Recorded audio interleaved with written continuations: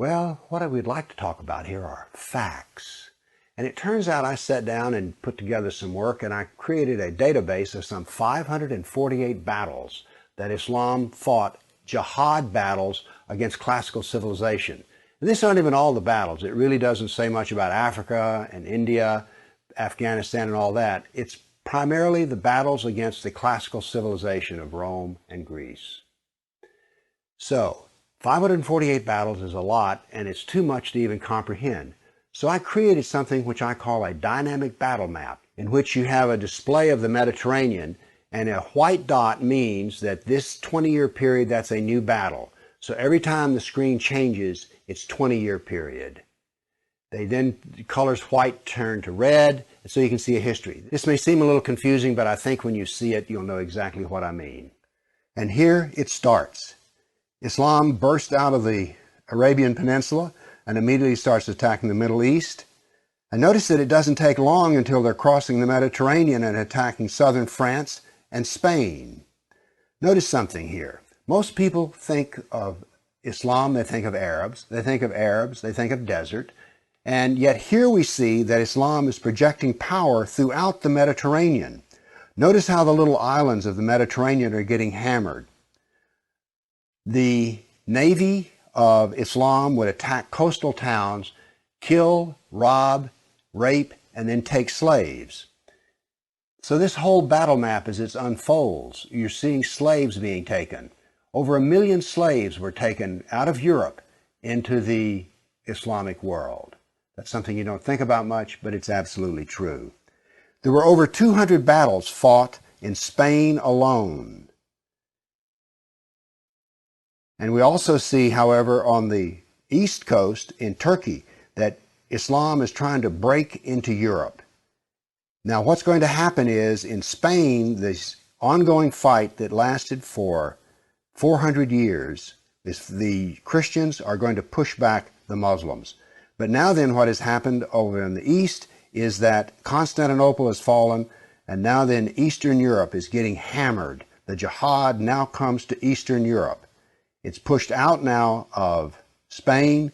Northern Africa is now completely Islamic. The Middle East is completely Islamic. This is all jihad, relentless jihad. And why is it so relentless? Well, Muhammad was relentless in his jihad. And these people are good students of Islam, and so it's against the kafir, on and on. It was traditional that when the Sultan came to power, the brand new Sultan, he would immediately try to launch new wars, because he was going to be noted in his Islamic history as to how well he fought against the kafir. So that's what the jihad looked like over that time period, 548 battles. But remember, when you bring up jihad, people want to bring up the Crusades. So I also prepared a dynamic battle map of all the offensive raids of the Crusaders. Let's watch it and make a comparison. And so it begins. The Crusades enter into Turkey and the Middle East. Battles go on, but aren't there far fewer than you thought there might be? And here we go. The last battles are fought, and that is the end of the Crusades. So now then we can talk about some facts. Yes, there were Crusades, but notice they ended centuries ago, and jihad is being practiced today. Jihad has been with us for 1,400 years. There is no comparison between jihad and the Crusades, certainly not a moral comparison. And when you're looking at the Crusades, remember, in one sense, all of the Crusades were defensive wars. Why? Well, as we saw in the first jihad map, it was Islam that came out of Arabia and conquered the Middle East, a Christian Middle East. And so the Crusaders were trying to free their Christian brothers and sisters from jihad. So there's no moral comparison at all. The motivation of the Crusaders was to free Christians. The purpose of jihad is to enslave the kafir. At last we find what we have been searching for 6 months along the Persian Gulf. An open market in human beings. This one takes place in the courtyard of an old fort. 3 men and 3 women are on sale. All Africans. They appear resigned to their fate.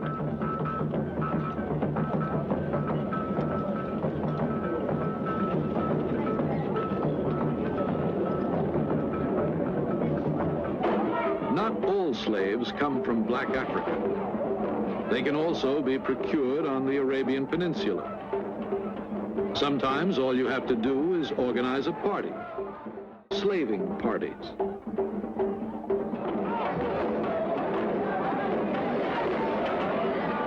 The girls come out of the shelter of their homes. They arrive from nearby villages. The canny organizers of the party have accomplished their purpose. They can study the girls at their leisure, decide which ones they will try to buy from their fathers or their husbands, which ones they will have to kidnap. A newspaper story leads us to the Greek, a well-known brothel keeper who operates in a number of African cities. Not satisfied with the normally large profits of his trade, the Greek has devised a cunning scheme for doubling them. In a small villa on the outskirts of an African city on the Red Sea, he gathers the children of his prostitutes in what is officially called an orphanage. Actually, it is a training school for slaves. For the first few months, the mothers can visit their children. Then, the Greek takes over, rearing the children and training them until they are old enough to be of commercial interest to the traders of the Middle East. Prices vary according to age, color of skin, and the work the child is intended for.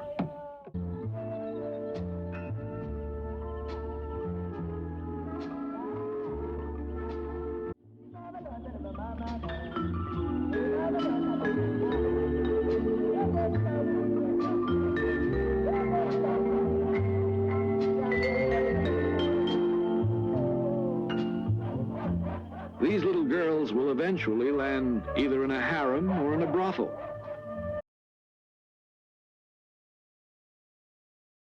Mbarka Mint Yarba doesn't know how old she is. Born into slavery, she spent the long days of her childhood tending to her master's animals.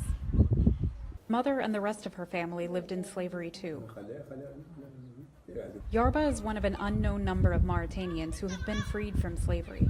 The government denies that slavery remains a problem, making it difficult to assess the number of those affected. Yarba, like the rest of her family, still lacks papers to pursue other work or an education. Still, Yarba is hopeful for her future, confident that her life and the state of slavery in the country can only improve. Across Nigeria, Boko Haram has left a trail of death and destruction, all in the name of religion. That parts of this report may be difficult to watch. In Mardala, they bombed a Catholic church on Christmas Day.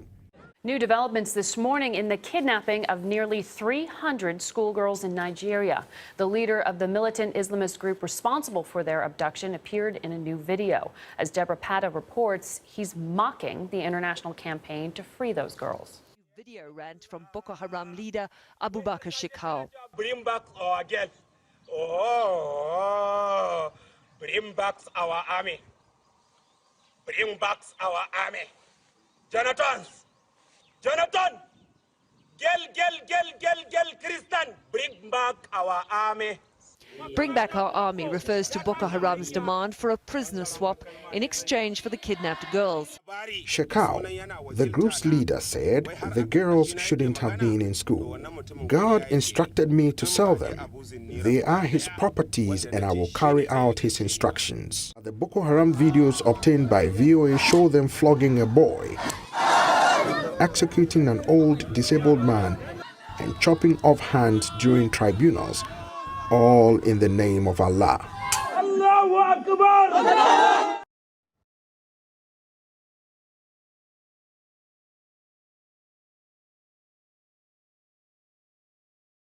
The one bullet went through here, went through there, through the chair into the wall there. In February, armed robbers stormed this farmhouse and opened fire. Estelle Nieuwenhuizen's partner was shot repeatedly at close range. I was shot 2 times there, one here, and the other one went in here. And it went out of the back of my neck. The attackers tried to take one final shot at Beres Henrico's head, but the rifle jammed. I can't get that out of my head. because I believe if that shot went down, the next one was for me. The robbers escaped and are still at large. Estelle and Bertus have upgraded their security, including an electric fence. But they are left wondering at the motive for the attack. Was it an opportunistic robbery or race-based violence? Yeah, I am very angry because we haven't done anything to anybody. Why? What is the reason? I cannot explain it. It's hatred from them. And the most thing they want to do is to disarm our white people. They want our guns, they want our money, and they want our land. That's the main thing. They want to go. But the party does call for white farms to be handed back to the millions of black South Africans who work the land but don't own it. They must leave everything they did not come with here in South Africa and go to Australia. I mean, nobody here just gets land. Wherever you go, you have to buy your farm, you have to buy your land, you have to buy everything. And so the EFF guys, they just want to take land over, and they say it's their land. So, yeah, it's a problem. The South African government says it will change the law so it can seize land without compensation. Land is a matter of pride. The best way that you can restore the pride of our people is to give them back their land. But the suggestion of special visas for white farmers to go to Australia has angered the South African government. No one must ever, regardless of which country they find themselves in, must ever undermine how the people of South Africa process their own revolution. We are peace-loving individuals. So we're not shocked that such a thing would come from Australia. But you see, white people are running away. If they were to run to Australia, they would be running away from themselves. Because, one, they are afraid of equality.